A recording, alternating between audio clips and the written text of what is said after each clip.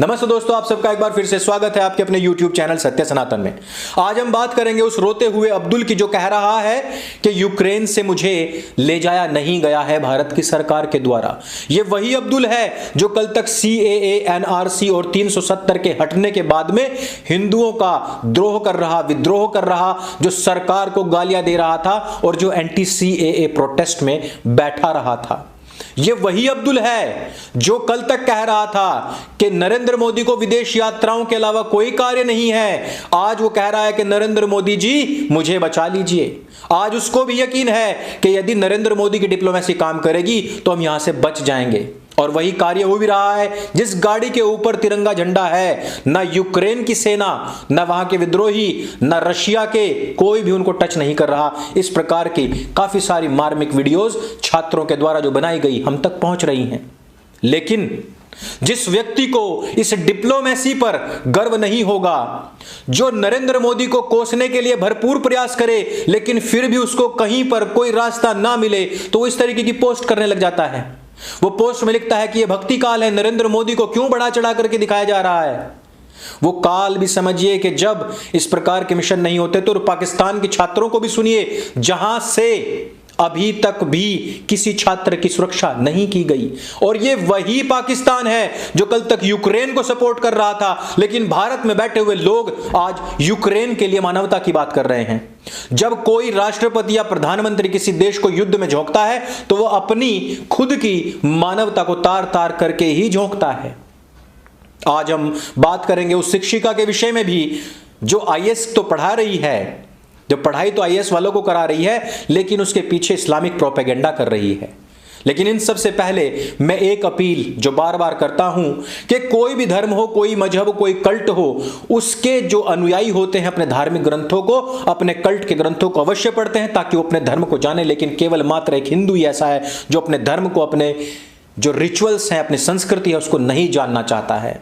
इसी की वजह से हमने सनातन हाट का आरंभ किया था कि ताकि आप अपने सच्चे इतिहास, सच्चे गौरव, अपने वैभव को जानिए, अपने धर्म को जानिए। कम से कम अपने घरों में गीता, महाभारत, रामायण, वेद, उपनिषद, दर्शन कुछ तो रखिए छात्रों के लिए। इसी वजह से हमने इसको आरंभ किया है कि जहां दूसरी वेबसाइट्स 1000 रुपए पर फ्री डिलीवरी देती हैं, हमने 500 रुपए पर इसी कारण दिया है क्योंकि वीडियोस बनाते हैं, समसामयिक घटनाएं बताते हैं, वो एक अलग विषय वस्तु है। लेकिन जब तक आइडियोलॉजी के आधार पर आप मजबूत नहीं बनेंगे, अपने प्राचीन वैभव और गौरव को नहीं जानेंगे, जब तक आप अपने देश की संस्कृति को नहीं जानेंगे और धार्मिक ग्रंथों को नहीं पढ़ेंगे, तब तक आपके कॉन्सेप्ट्स क्लियर नहीं होंगे।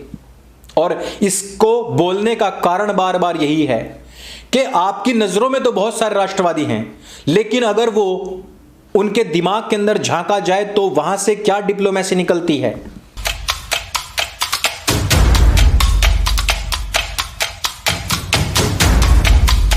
आज कुछ ऐसी पोस्ट लोग कर रहे हैं और वो कह रहे हैं कि यहां देखिए मोदी की भक्ति में लोग इतने डूबे हुए हैं, ये एक भक्ति काल चल रहा है।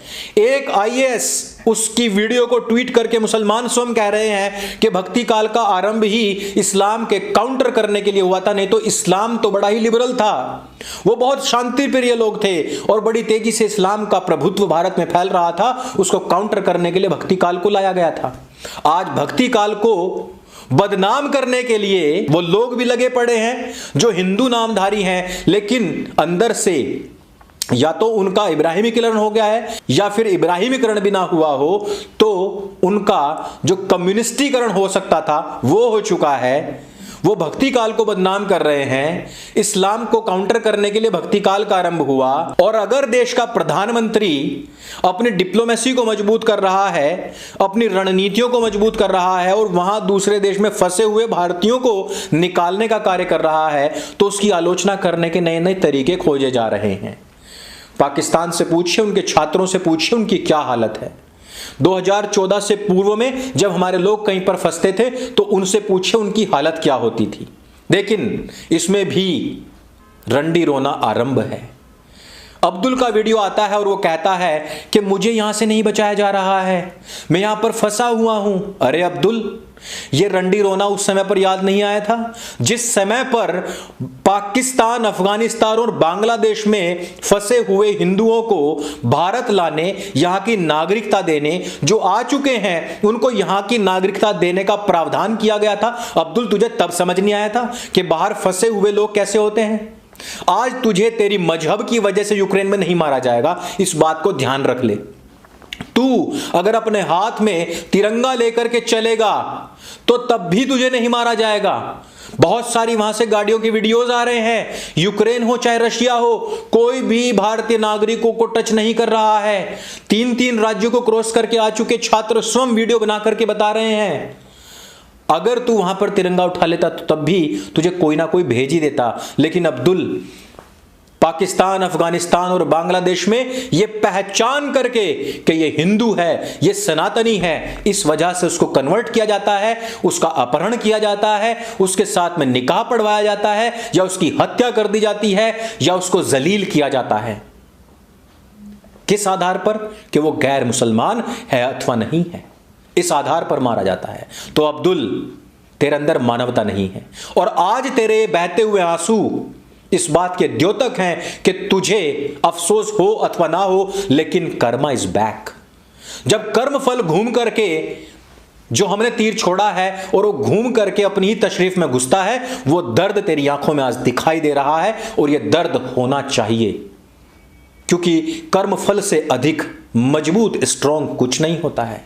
और ये आज केवल एक अब्दुल की कहानी नहीं है, उन सब अब्दुलों की कहानी है जिन्होंने हिंदुओं को मारा है और जिन्होंने मंदिरों को तोड़ा है।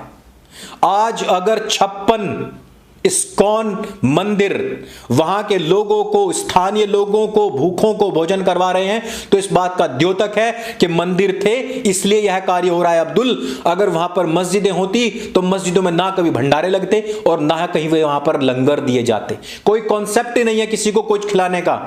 आज पाकिस्तान भूखा मर रहा है तो उसके पीछे की वजह यही है, अफगानिस्तान भूखा मर रहा है तो उसके पीछे की वजह यही है। वजह यही है कि वहां से गुरुद्वारों और मंदिरों को तोड़ा गया। वजह यही है कि इंसानियत को खाते खाते वो लोग जो जन्नत की सैर करने के लिए यहां लोगों पर अत्याचार करते रहे, पीछे मुड़कर देखा कि उन्होंने इस जन्नत को ही जहन्नम बना दिया। आज अगर कोई महिला आईएएस की कोचिंग देते हुए यह बात कह रही है कि मुसलमान तो इतने लिबरल थे, वो सबको इतना खुश रखते थे कि भारत में उसका विस्तार बड़ी तेजी से हुआ, वो पूरे भारतवर्ष ही नहीं बल्कि पूरे विश्व को गुमराह करने का प्रयास कर रही है। जहां पर उसको आईएएस तैयार करने थे वहां पर वो इस्लाम के पैरोकार तैयार कर रही है, वहां पर वो एक गुमराह फौज तैयार करने के प्रयास में है। आप जरा सोचिए कि क्या कोई हिंदू नामधारी जिसके नाम लेकर के मुसलमान प्रचार और प्रसार कर रहे हैं कि इस्लाम में ऐसा था वैसा था, क्या वो मुसलमान अपनी कुरान के द्वारा दी गई जो सीख थी उसको भूल करके केवल एक आईएएस की टीचर जो खड़ी हुई है अब उस पर विश्वास करके इस्लाम को फॉलो करेंगे? क्या वो उससे नजीरें लेंगे? जब दिल्ली में एंटी सीएए प्रोटेस्ट चल रहा था उस समय पर हमने वो नारेबाजी नहीं सुनी, उस समय पर हमने हिंदुओं की हत्याएं नहीं देखी? क्या हमने वो पोस्ट नहीं पढ़ी जिसमें उन्होंने कहा कि हम अली मुस्लियार के वंशज हैं जिन्होंने काफिरों को काट दिया? क्या हम टीपू सुल्तान की वो तलवार भूल जाएंगे जिस पर लिखा हुआ था कि अल्लाह मुझे काफिरों का कत्ल करने की ताकत दे? क्या हम मुसलमानों के उस इतिहास को भूल जाएंगे जो स्वयं मुसलमानों के ही इतिहासकारों ने लिखा, और उन्होंने लिखा कि तैमूर ने इतने लोगों के सिर काट करके उनका ढेर लगाया? क्या हम उन चीजों को भूल जाएंगे जब मुगलिया शासक मुसलमान ये बात लिखते हैं कि हमने ब्राह्मणों के जनेऊ तोलने के बाद ही भोजन किया?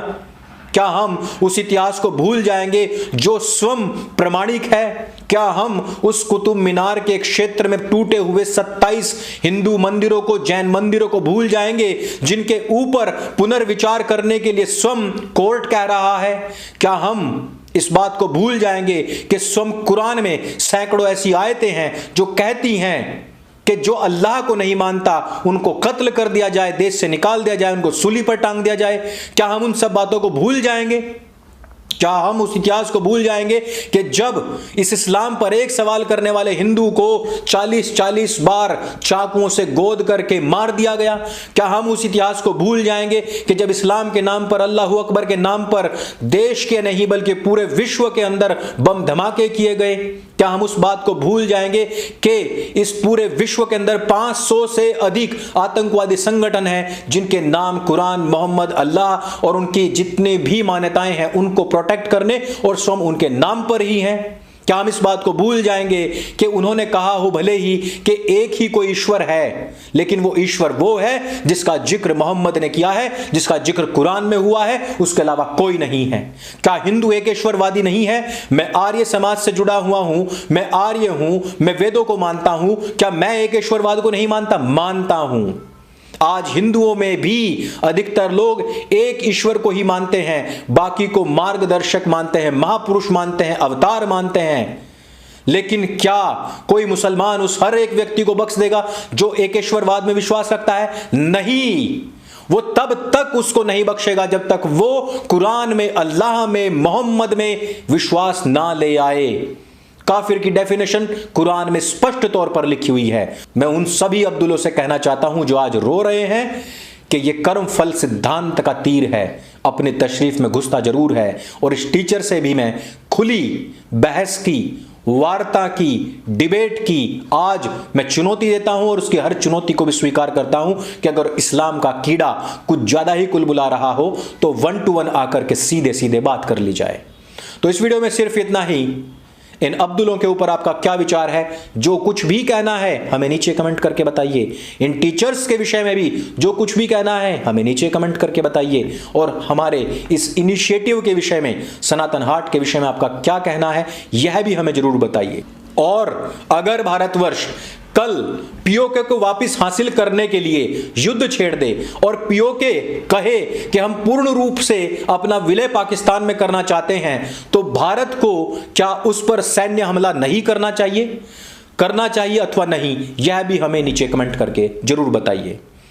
मेरे संग बोले सत्य सनातन वैदिक धर्म की जय। जय हिंद, वंदे मातरम।